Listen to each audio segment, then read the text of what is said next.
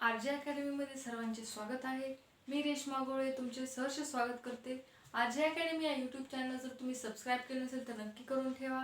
Bell आयकॉनवरती press करा आणि all select करा, म्हणजे तुम्हाला नवीन व्हिडिओचं नोटिफिकेशन नक्की मिळून जाईल. आपण आपल्या या यूट्यूब चॅनलवरती मराठी व्याकरणची सिरीज, मराठी व्याकरणची लेक्चर आपण एक सिरियलने घेत आहोत. प्रत्येक घटकावरती आपण समजून सांगण्याचा ट्रिकने प्रयत्न करत आहोत आणि तसेच प्रश्नसंच देखील काढत आहोत. तर प्रश्नसंच हे TCS आणि IBPS पॅटर्ननुसार असे उपयुक्त प्रश्नसंच IMP प्रश्नसंच आहेत आणि आपण ते 12 प्रश्नसंच यामागे कव्हर केले आहेत आणि आणखीन आपण प्रश्नसंच त्यावरती काढणारच आहोत.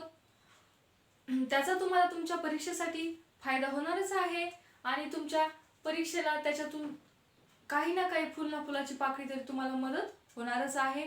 तर आज आपण आता समास हा प्रकार पाहत आहोत. समासामध्ये आपण अव्ययभाव समास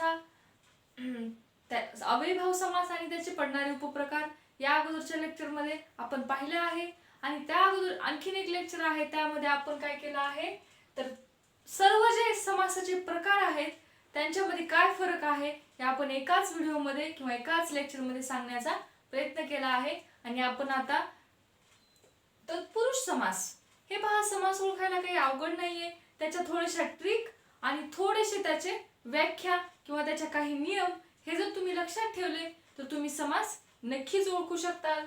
आणि तत्पुरुष समास, मग तत्पुरुष समास याची व्याख्या आणि याचे उदाहरणे तर आपण पाहणारच आहोत, परंतु याचे 7 उपप्रकार पडतात.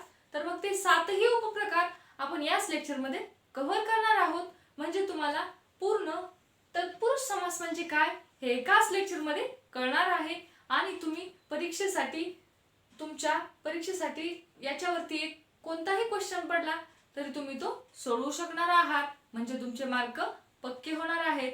मराठी विषय हा व्याकरणचा असा आहे, कन्फ्यूज करणार आहे तितकाच आहे आणि जर का आपण त्याला वेळ दिला आणि थोडंसं त्याचा सराव केला आणि वारंवार जर त्याची रिव्हिजन केली तर मार्क आणणारा सुद्धा विषय हा आहे. जर कोणाला गणित, बुद्धिमत्ता थोडंसं अवघड जात असेल, कितीही सराव केला तरी थोडं का होईना कुठं कमी पडत असेल तर तुम्ही मराठी विषय हा त्याच्या सोबतीने पक्का करा.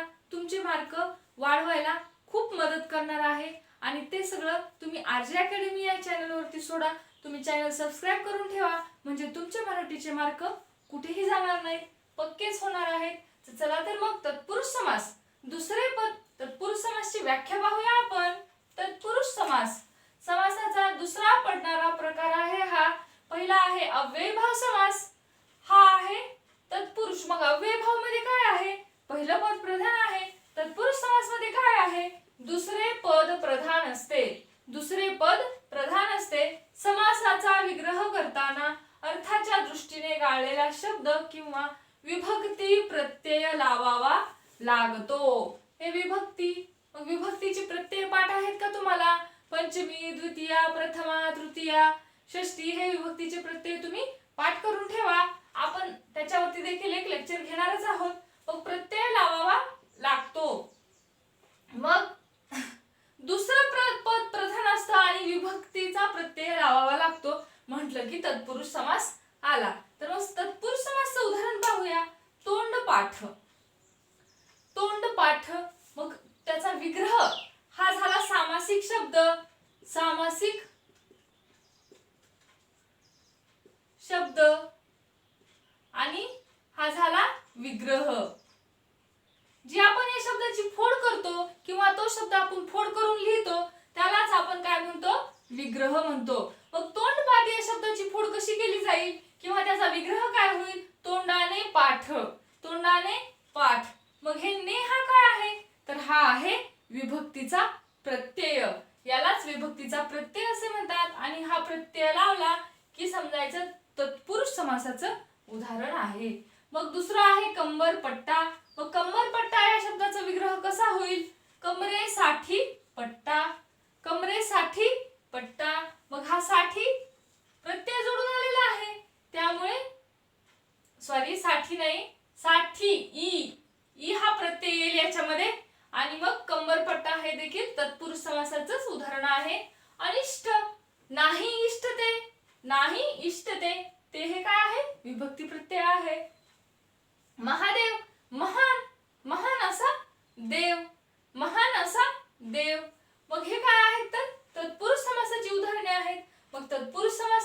पडणारे उपप्रकार आहेत. चला तर मग पाहूया.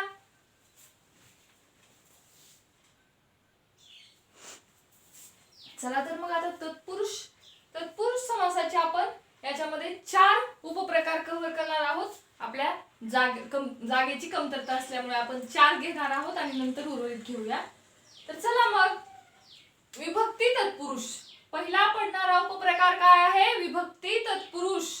दुसरा आहे अलुक तत्पुरुष.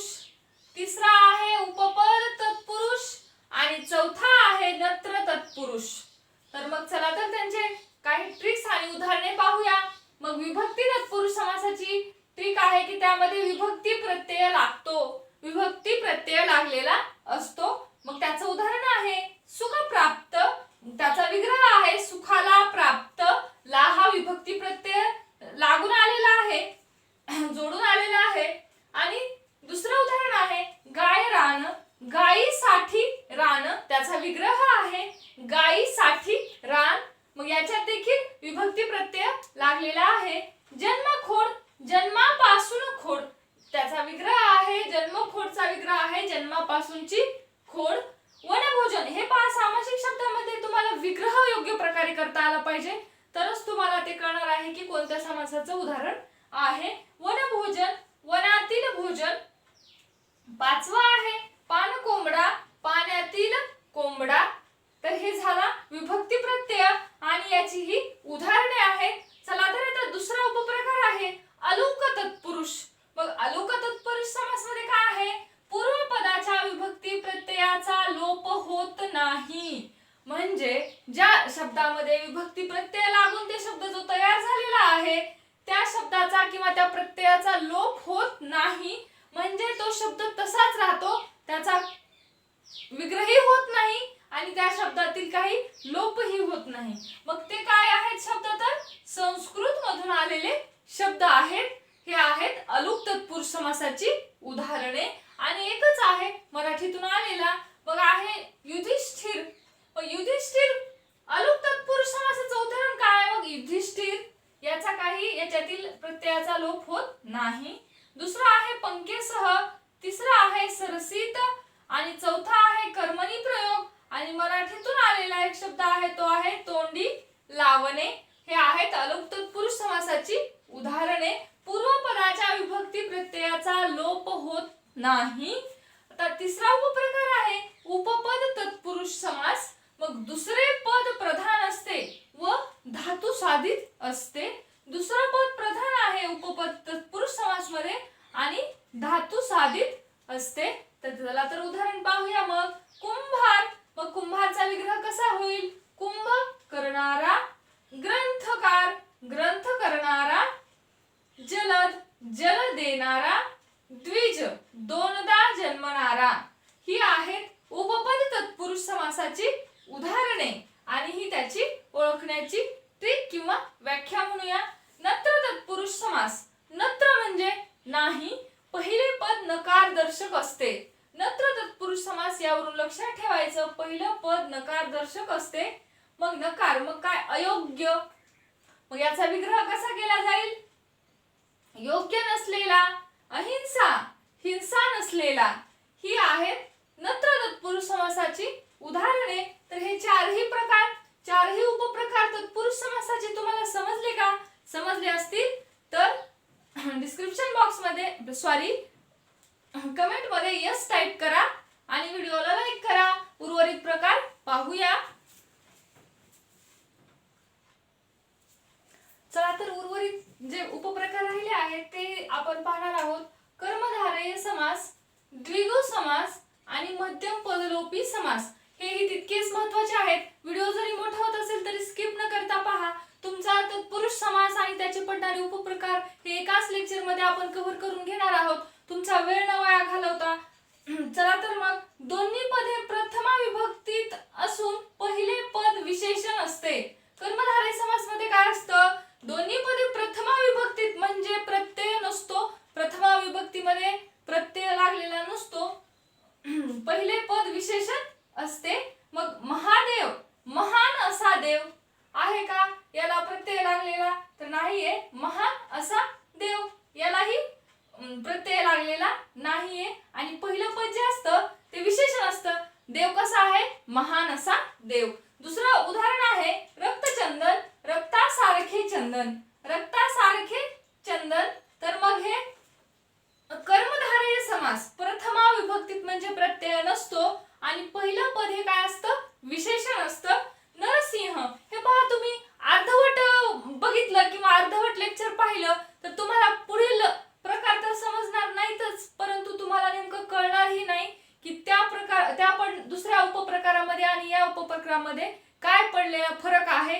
त्याच्यानुसार तुम्हाला हे लक्षात ठेवायला देखील सोपं जाणार आहे. मग विद्याधन, विद्या हेच धन. तुम्हाला जरी हे मोठं वाटत असेल तरी रिव्हिजन केली आणि व्याख्या जर पाठ केल्या तर काहीही अवघड जाणार नाहीये.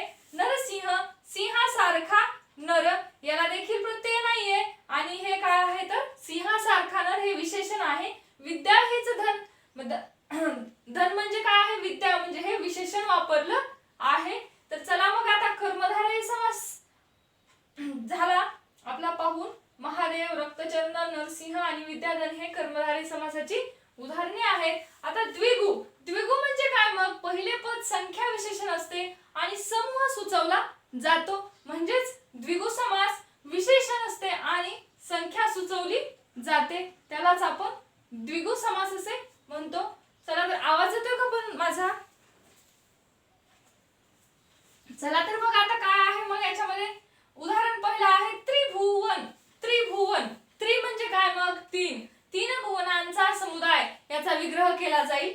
तर मग त्रिभुवन याच्यामध्ये संख्या सुचवलं जातं, संख्या सुचवली जाते पहिल्या पदाने आणि संख्या विशेषण असतं. मग संख्या येते त्यालाच आपण द्विगु समास असे म्हणतो. द्विगु म्हटलं की संख्येचा उच्चार होतो किंवा उल्लेख होतो. मग उदाहरणार्थ त्रिभुवन. दुसरं आहे पंचवटा म्हणजेच 5 वाटांचा समूह. सप्ताह म्हणजेच 7 दिवसांचा समूह. पंचपाळे 5 पळ्यांचा समूह, यालाच पंचपाळे असे म्हणतो. हे द्विगु समासाची उदाहरणे आहेत. आणि राहिला आहे शेवटचा मध्यम पदलोपी समास.